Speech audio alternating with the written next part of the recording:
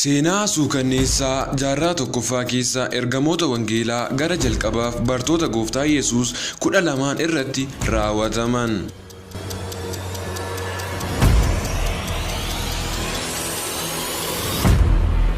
Baay'ooliin gootota wangeelaa hedduun wangeela kanaaf aarsaa ta'uun wangeela kana nu biraan ga'aniiru.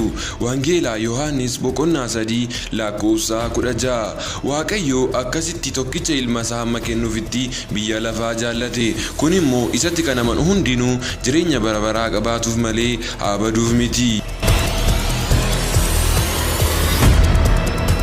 Kanaaf jedhee Waaqayyo nu jaallatee foon uffatee dhufee nuuf dhalate.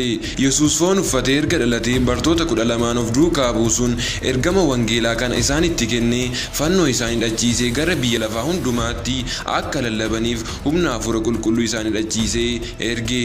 Jaallatamoo ijoollee gooftaa, har'a seenaa du'a bartoota 12 fi namoota kan biroo wangeelaaf aarsaa ta'an haala kanaa gadiitiin isiniif dhiyeessina. Turtiin keessan nu faana haa ta'u. Chaanaaliin kun jireenya hafuuraa keessan dheebote obaasee dheebuu baasaa.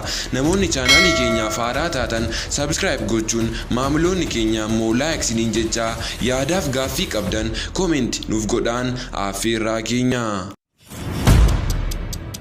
Akkuma armaan olitti ibsuuf yaallee seenaa suukanneessaan siniif qooduuf deemnu kun jaarraa tokkoffaa keessatti kan ergamoota wangeelaa gara jalqabaaf bartoota gooftaa Yesuus 12 irratti raawwatamanidha. Haga dhuma sagantaa viidiyoo keenyaatti nu faana bu'aan affeerraa keenya. Tokkoffaa ergamaa Phaawulos bara 70 dhaloota Kiristoos booda magaalaa Roomaa keessatti gara jabeessa mooticha Neerootiin haala suukanneessaadhaan mormatti citee ajjeefame. Lammaffaa Simiyoon Alfewoos bara 70 dhaloota Kiristoos booda magaalaa guddaa Sooriyaa kan ajjeese mooticha Sooriyaatiin akkaataan du'a isaa immoo haala suukanneessaadhaan fannifamee ajjeefame. Sadaffaa Maatiyoos yookaan Leewii bara 70 dhaloota Kiristoos booda bakka Naadaavar jedhamtu magaalaa guddoo Itiyoophiyaa yeroo sanatti mooticha Haayitaakas jedhamuun akkaataan du'a isaa lafatti waqaranii akka fannifametti morma isaa qottoodhaan irraa kutanii ajjeesanii. Afuraffaa ergamaa Toomaas bara 70 dhaloota Kiristoos booda bakka Kaalaamiinaa jedhamtutti kan ajjeese Saabaajees nama jedhamuun.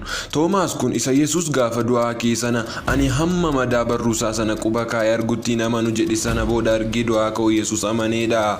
Akkaataan du'a isaa reebicha alangaa sibiilaan diimeeffame guddaadhaan reebamee kana booda zayitii danfaa qodaansaa qadaada yookaan cufaa qabu keessa buusanii sana booda zayiticha keessatti cinaacha isaa eeboodhaan waraananii ajjeesanii.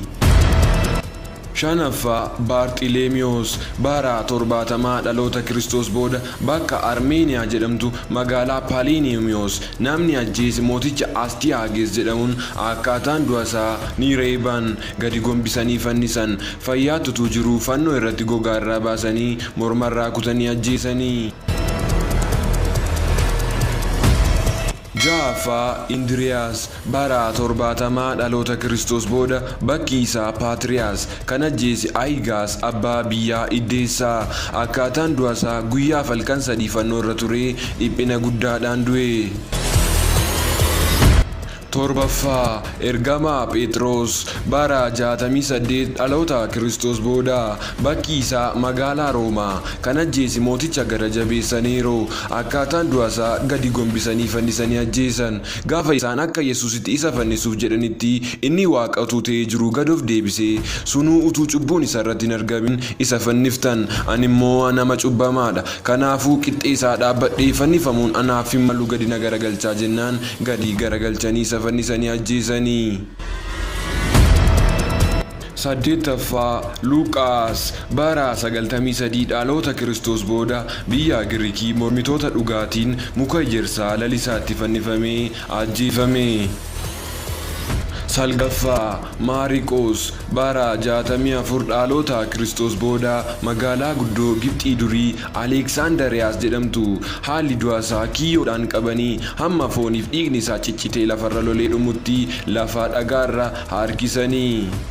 Kudhanaffaa Maatiyaas bara 70 dhaloota Kiristoos booda bakka kutaa biyya Yihuudaa keessatti luboota waaqota tolfamoo Juupiter jedhamaniin ajjeefame. Maatiyaas kun isa bakka Yihuudaa bu'e sanadha. Akkaataan du'asaa fannoo irratti fannisanii dhagaadhaan fannoo irratti reeban, qottoodhaan fannoo irratti morma isaa kutanii ajjeesanii. Kudha tokkoffaa Oneesfooros bara 70 dhaloota Kiristoos booda bakka Helespoontos jedhamtu bulchaa biyya Adriyaanaas jedhamuun bineensaaf kennamee erga ciccirameen booda farda bosonaa yookaan harree didaatti hidhanii gadhiisan. Harree didaatiinis lafarra gototamee ajjeefame. Kudha lammaffaa Barnaabaas bara 64 dhaloota Kiristoos booda Yihuudootaan bakka Qoophiroos yookaan Turkii magaalaa Salaamiinaa jedhamtutti fayyaatti abiddaan gubamee ajjeefame. Kudha sadaffaa Vitaalaas Xaaliyaan bakka Raaveenaa jedhamtutti haadha manaasaa hamma du'aatti reebanii isa immoo fayyaatti awwaalanii ajjeesanii. Kudha afuraffaa Yaaqoob Alfewoos bara 63 dhaloota Kiristoos booda bakki isaa magaalaa Iyyeruusaalem kan ajjeese luboota warra Gooftaa Yesuusiin fannisanidha. Egaan obboloota koo seenaan du'a gootota wangeelaa bara jalqabaa kana fakkaata ture. Wangeelli akkasumaan ni bira ga'e osoo hin taane gatii guddaatu itti kaffalamee jireenya keenya ulfinaan ga'e. Nutis har'a hamma Waaqayyo nu gargaare wangeela gatiin itti kaffalamee nu bira ga'e kana dhaloota dhufuuf dabarsinuun dhaamsa keenya.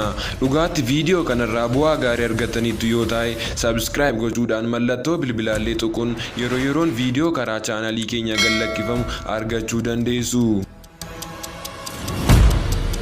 Hayyeen hordoftoota keenya aga viidiyoo jireenyaa furaa keessan dheebote obaasee dheebuu baasu kan biroo wal agarrutti. Baay nagaa Waaqayyotti tura. Turtiin ufaana gootaniif sin galateeffachaa gatii guddaa sin baasisu yoo ta'e chaanaalii kanatti hiriyoota keessan hirmaachisuun sagalee Waaqayyoof barumsa sagalee Waaqayyootiin deeggarame waliin dhandhamaan affeerraa keenya. Sababni isaas ati kana gochuu keetiin hiriyoonni kee ati jaallattu daandii jireenyaa fuuraa isaanii Waaqayyo waliin imalaa jiran chaanaalii kanaan utubanii deemsa mijataa akka itti fufanii adeemaniif shoora olaanaa taphatta.